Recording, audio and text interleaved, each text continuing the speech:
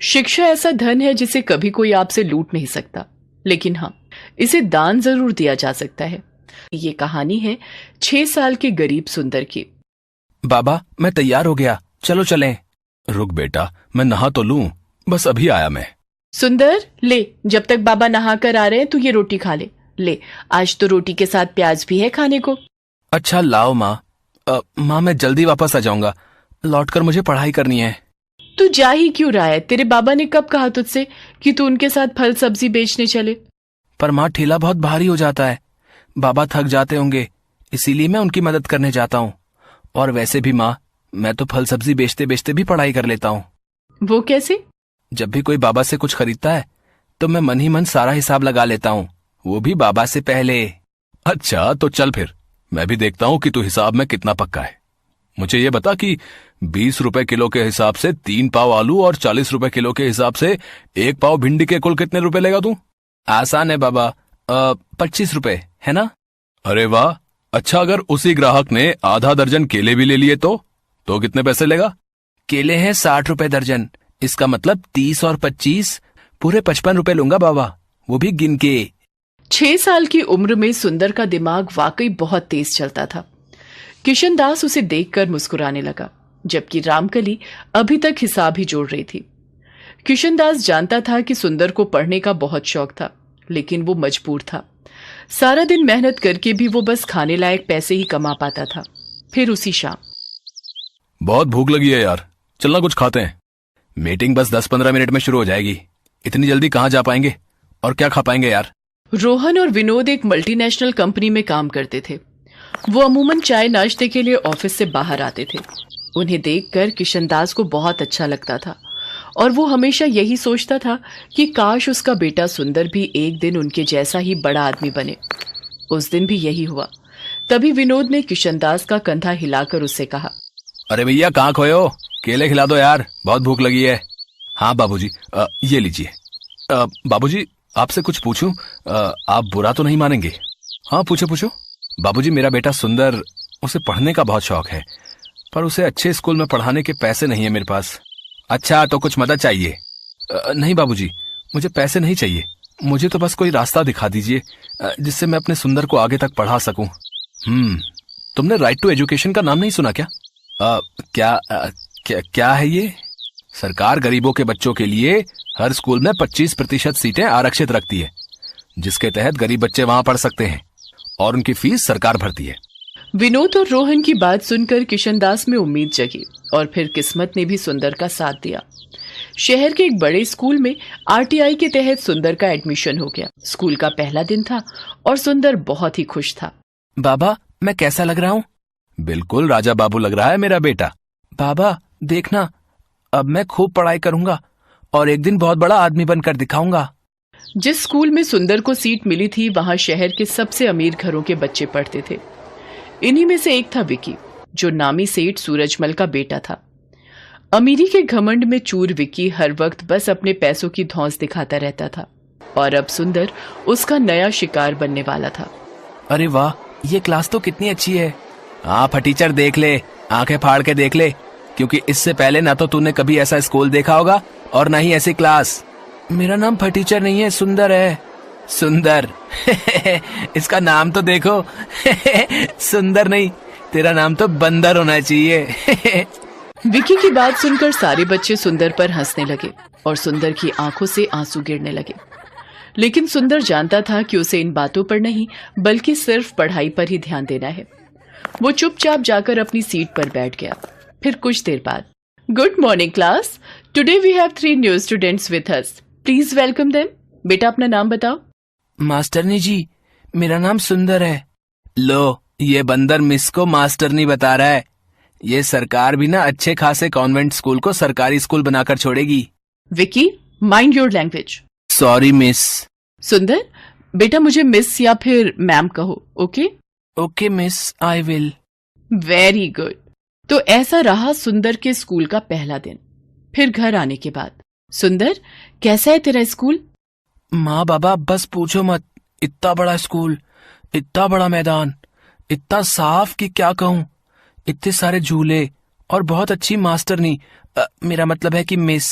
और तूने पढ़ाई की या फिर बस स्कूल ही निहारता रहा? आज पढ़ाई कम हुई माँ। आज शनिवार था ना, तो एक मैडम ने नाचना सिखाया। फिर हम लोग स्कूल के मैदान में खेले भी। सुंदर क्लास में हुई घटना को छुपा गया। किशनदास की आंखों में सुंदर के सुनहरे भविष्य के सपने तैर रहे थे, जिन्हें पूरा करने के लिए सुंदर भी पूरी मेहनत और लगन से पढ़ाई कर रहा था। जबकि बदमाश और घमंडी विक्की स्कूल में हर वक्त उसका मजाक बनाता रहता था, लेकिन सुंदर उससे कभी नहीं लड़ा। ऐसे ही वक्त गुजरता गया और एग्जाम्स आ गए। सुंदर दिन रात बस पढ़ाई में ही जुटा रहा और आखिरकार वो पूरी क्लास में फर्स्ट आया। दूसरी तरफ विक्की को स्कूल के अलावा उसके घर पर उसे अलग से पढ़ाने के लिए ट्यूशन टीचर भी आते थे। इसके बावजूद उसका रिजल्ट बहुत अच्छा नहीं था। स्कूल में हर कोई सुंदर की तारीफ करने लगा। ये देखकर विक्की सुंदर से और भी चिढ़ने लगा, लेकिन उसने मन लगाकर पढ़ाई करने के बारे में कभी नहीं सोचा। ऐसे ही और कई साल गुजर गए। सुंदर और विक्की दोनों ने 10वीं क्लास की परीक्षाएं दी थी और अब उनकी पहली बोर्ड परीक्षा का रिजल्ट आने वाला था। माँ, मैं राम के घर जा रहा हूँ। उसके घर में कंप्यूटर और इंटरनेट दोनों हैं, तो वहीं अपना रिजल्ट देख लूंगा। ठीक है बेटा, भगवान करे तेरा रिजल्ट बहुत अच्छा हो। 10वीं की परीक्षाओं में सुंदर ने न सिर्फ अपनी क्लास में बल्कि पूरे जिले में टॉप किया। सुंदर के लिए हर कोई खुश था सिवाय विक्की के, क्योंकि इस बार भी उसके नंबर बहुत अच्छे नहीं थे। सुंदर को लगातार मिल रही कामयाबी से विक्की के मन में सुंदर के साथ साथ सभी गरीबों को लेकर गुस्सा बढ़ता चला गया। फिर कुछ और साल बीते। विक्की और सुंदर दोनों ही अब यूपीएससी की तैयारी कर रहे थे। दोनों ने लिखित परीक्षा पास कर ली थी और अब बारी थी फाइनल इंटरव्यू की। दोनों का इंटरव्यू एक ही जगह पर था, तो विक्की को देखकर सुंदर ने उससे कहा, ऑल द बेस्ट विकी। ऐसा है बेटा, तू ये सब नाटक मेरे साथ तो कर मत। आज तक तू छोटे मोटे एग्जाम में टॉप करके अपने आप को तोप समझ रहा था ना। अब देख, ये है असली चैलेंज। अब देखते हैं कौन कितने पानी में है। सुंदर ने फिर विक्की को कोई उल्टा जवाब नहीं दिया और इंटरव्यू के लिए अपनी बारी का इंतजार करने लगा। कुछ ही देर में विक्की को इंटरव्यू के लिए बुलाया गया। फिर इंटरव्यू हॉल में, well mister Vicky, tell me, अगर आप यहाँ के डिस्ट्रिक्ट मजिस्ट्रेट बन जाते हैं तो आप सबसे पहले क्या काम करोगे? सर, सबसे पहले तो मैं ये राइट टू एजुकेशन का ड्रामा बंद करूंगा। क्या कहा? ड्रामा? अच्छा, वैसे आप ऐसा क्यों करेंगे? अरे सर, हमारे पेरेंट्स लाखों रुपए खर्च करके जिस स्कूल में हमें पढ़ाते हैं, वहां ये गरीब और चीप सोसाइटी के लोग हमारी बराबरी करने लगते हैं। बिलीव मी, इससे पूरा माहौल खराब हो जाता है। सरकार ने उन लोगों के लिए सरकारी स्कूल खोले तो हैं, तो उन्हें वहीं तक सीमित रहना चाहिए, मुझे ऐसा लगता है। ओके, इसके अलावा मैं एक काम और करूंगा। ये जितने फालतू लोग अपने ठेले लेकर बेवजह रोड को घेरे खड़े रहते हैं, मैं उनका भी इंतजाम करूंगा। असल में रोड पर इन्हीं की वजह से ट्रैफिक जाम होता है। ओके मिस्टर विकी, अब आप जा सकते हैं। Thank you sir. One more thing sir, I want to say. Yes sir, मेरे डैड यहाँ के जाने माने बिजनेसमैन हैं। ये देखिए, ये रहा उनका कार्ड। इसका मैं क्या करूं? क्या कहना चाहते हो? खुलकर कहो। I want to say that I know how to manage manpower and deal with that bloody workers, so I think I am the best option for. Okay, you can leave now. Vicky को इस बात का एहसास तक नहीं था कि interview के दौरान उसके हर शब्द से सिर्फ उसका घमंड ही झलक रहा था। अगली बारी सुंदर की थी। इंटरव्यूअर ने उससे भी वही सवाल पूछा जो विक्की से पूछा था।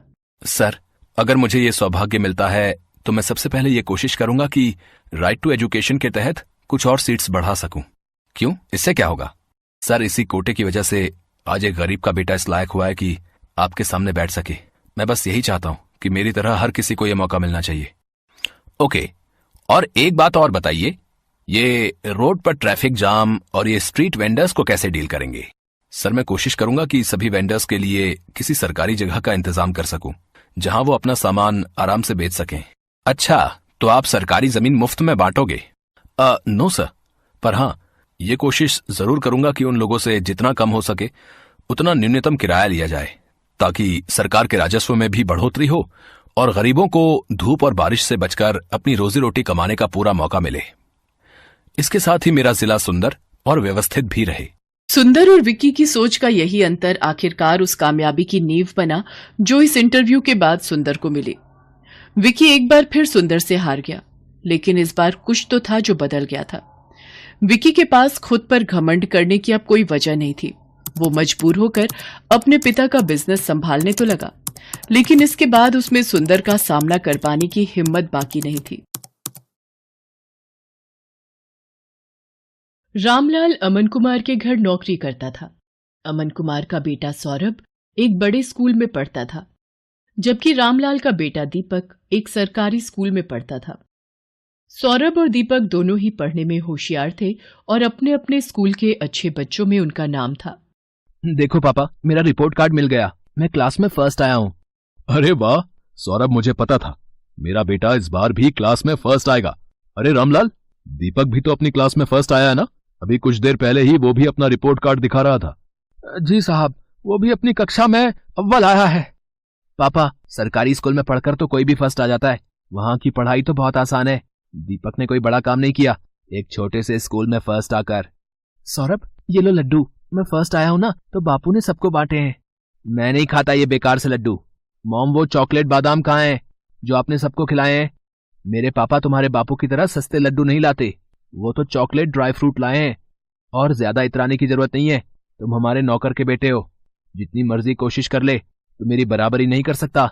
सौरभ बेटा, ऐसे नहीं बोलते, दीपक भी अच्छा बच्चा है।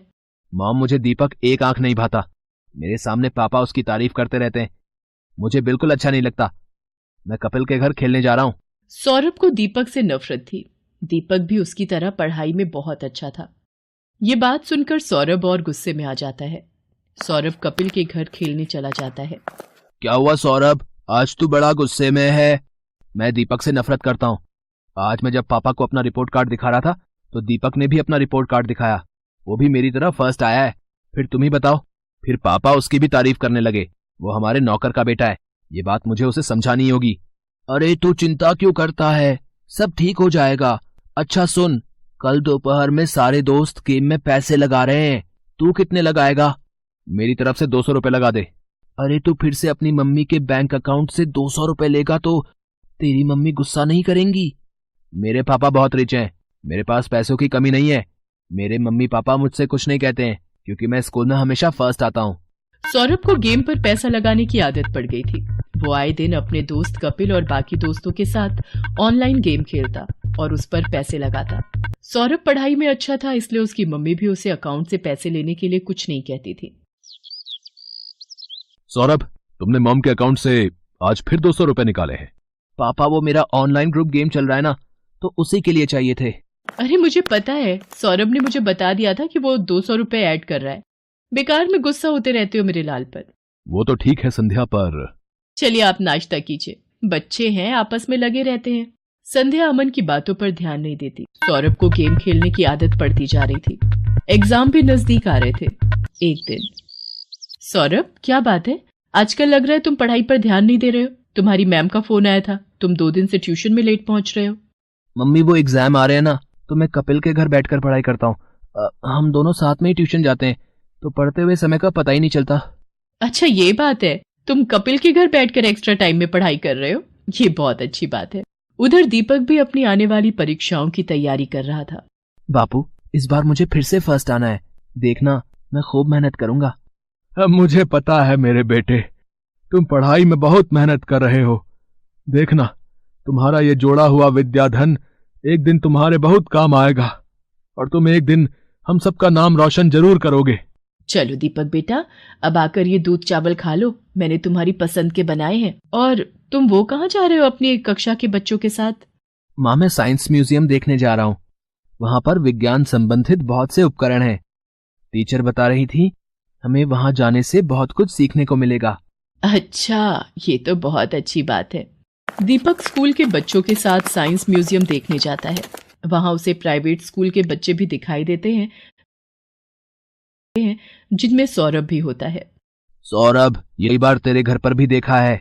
अरे ये हमारे नौकर रामलाल का ही तो लड़का है, गरीब नौकर का बेटा है ये। हाँ, ये नौकर का बेटा है, फिर तो ये भी नौकर हुआ। सब बच्चे दीपक पर हंसने लगते हैं। दीपक घर आकर सुस्त और उदास हो जाता है। बापू, सब बच्चे मुझे नौकर का बेटा कहकर चिढ़ा रहे थे, सब बच्चे मेरे ऊपर हंस रहे थे। अरे मेरे बच्चे, तू इतनी सी बात पर बुरा मान गया? मैं तुझे तभी तो पढ़ा लिखा कर बढ़ा रहा हूँ ताकि तू पढ़ लिख कर बड़ा आदमी बन सके और पैसे कमा सके। रामलाल की बातों को सुनकर दीपक में हिम्मत आ जाती है और वो खुश हो जाता है और खूब मन लगाकर पढ़ाई करने लगता है। अगले दिन दीपक स्कूल जाता है तो उसकी टीचर उसे कक्षा में पूरे साल अच्छा करने के लिए पुरस्कार देती है। दीपक ने पूरे साल बहुत मेहनत करके अव्वल स्थान पाया है, इसलिए दीपक को स्कूल की तरफ से कक्षा में best student of the year का अवार्ड दिया जा रहा है। और मैं जानती हूँ कि फाइनल एग्जाम जो आने वाले हैं, दीपक उसमें भी फर्स्ट क्लास पास होने की पूरी कोशिश में लगा होगा। Thank you ma'am. सब बच्चे तालियां बजाकर दीपक की प्रशंसा करते हैं। घर आकर दीपक अपने बापू और माँ को सारी बात बताता है। अरे वाह, ये तो बहुत सुंदर पुरस्कार है। जीते रहो मेरे बच्चे। बापू, मैं ये पुरस्कार अमन अंकल को दिखाकर उनका आशीर्वाद लेना चाहता हूँ। ठीक है बेटा, चल तू उनका भी आशीर्वाद ले ले। संध्या, तुम्हारे बैंक अकाउंट से 1 लाख रुपए निकल गए और तुम्हें पता तक नहीं। मैं भला इतने पैसे एक साथ कहाँ खर्च करूंगी? मुझे भी कुछ समझ नहीं आ रहा, ये सब कैसे हो गया? रुको, मैंने बैंक से सारी डिटेल निकलवाई है। बैंक की तरफ से ही फोन है। अमन बैंक वालों से फोन पर बात करने लगता है। रामलाल और दीपक भी वहीं खड़े थे। हो गया सत्यानाश। और दो लाडले को मोबाइल फोन। तुम्हारे बेटे ने बेवकूफी में 1 लाख रुपए न जाने किसी ऑनलाइन गेम में लगा दिए। अब भुगतो। और है कहाँ ये सौरभ? वो तो अपने दोस्त कपिल के साथ ट्यूशन गया है। मेरे फोन पर सौरभ के ट्यूशन से फोन। जी, मैं सौरभ की मम्मी बोल रही हूँ। क्या सौरभ ट्यूशन नहीं आ रहा? पर जी ठीक है, सौरभ पिछले 1 हफ्ते से ट्यूशन नहीं जा रहा। तभी सौरभ आ जाता है। क्यों सौरभ, ट्यूशन से आ गए? जी पापा। अब तुम झूठ भी बोलने लगे हो। तुमने 1 लाख रुपए किसी ऑनलाइन गेम में लगा दिए और 1 हफ्ते से ट्यूशन भी नहीं जा रहे हो। 2 दिन बाद तुम्हारे फाइनल पेपर हैं। Papa mummy, I am sorry. मैं कपिल के बहकावे में आ गया था और उसी की वजह से आज मैं स्कूल टेस्ट पेपर में भी पहली बार फेल हो गया। अरे रामलाल, तुम कब आए? और दीपक बेटा, ये तुम्हारे हाथ में क्या है? जी ये वो, आज मुझे स्कूल में बेस्ट स्टूडेंट का अवार्ड मिला तो आपका आशीर्वाद लेने आ गया। जीते रहो बेटा, खूब तरक्की करो। अमन दीपक को आशीर्वाद देकर चुपचाप अपने कमरे में चला जाता है। पापा, क्या मैं अंदर आ सकता हूँ? मुझे अभी तुमसे कोई बात नहीं करनी सौरभ, अपने रूम में जाओ। मम्मी पापा मेरे से नाराज है, वो मेरे से बात नहीं कर रहे। सौरभ, अगर तुम्हें सच में अपनी गलती का एहसास है तो अपनी गलती को सुधारो, फिर तुम्हारे पापा का गुस्सा ठंडा हो जाएगा। मुझे पता है मम्मी, मुझे क्या करना है।